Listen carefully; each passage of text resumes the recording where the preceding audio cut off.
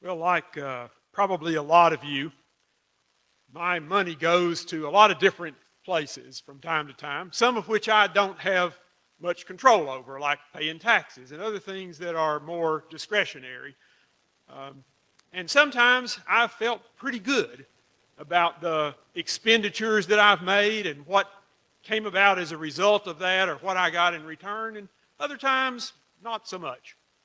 You know, the movie that I bought a ticket for, or the concert, when it was all over, I just kind of thought, well, I sort of wish I had back my time and my money.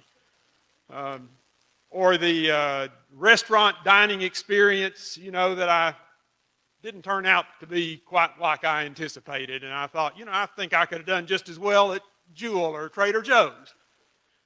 Or the shirt that I thought I might really look sharp in, to the extent I could ever look sharp in anything. I don't know, it changed colors and patterns on the way home in the shopping bag or something. It didn't turn out as well. But I don't believe I've ever had one moment's buyer's remorse for the money that I gave to Holy Covenant.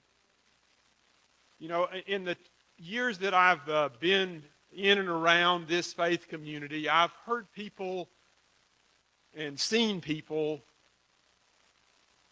whose lives were changed and made a difference because of what took place in this faith community. People who said, this church has changed my life, or sometimes maybe this church has saved my life.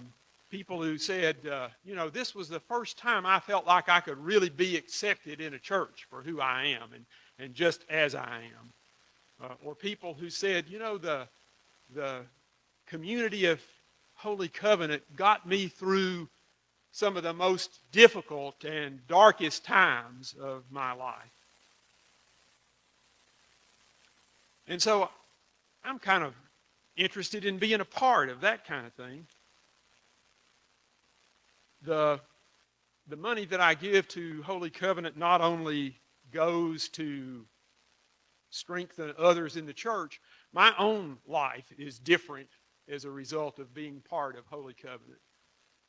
Now, I'm a long way from where I really want to be as a follower of Christ, but I know that I'm a lot farther along that journey as a result of what I've learned and experienced here than if I had not been a part of this faith community. And then not only for those of us who gather here regularly to worship, but for the community beyond, we can see the impact that the congregation makes through ministries like Dignity Diner.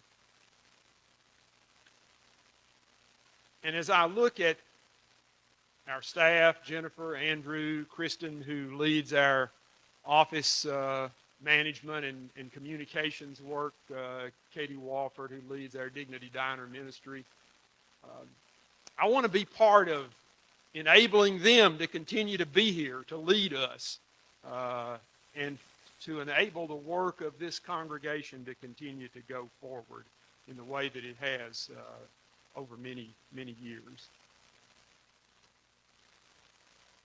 Whether we're talking about meeting human needs or saving the planet from climate change or achieving justice and ending oppression, or even just finding personal joy and meaning for ourselves, I become more and more convinced all the time that happens most effectively when the Spirit of God works in the hearts of people like me and you through communities of faith like Holy Covenant. So I'm pretty glad to be a part of that puzzle, to have a piece in that puzzle. I don't usually think about Winston Churchill as being a person that I get spiritual inspiration from, but Churchill said, we make a living by what we get, but we make a life by what we give. So this is an opportunity during this season of stewardship focus for us to make our lives and the lives of others richer and better. Amen.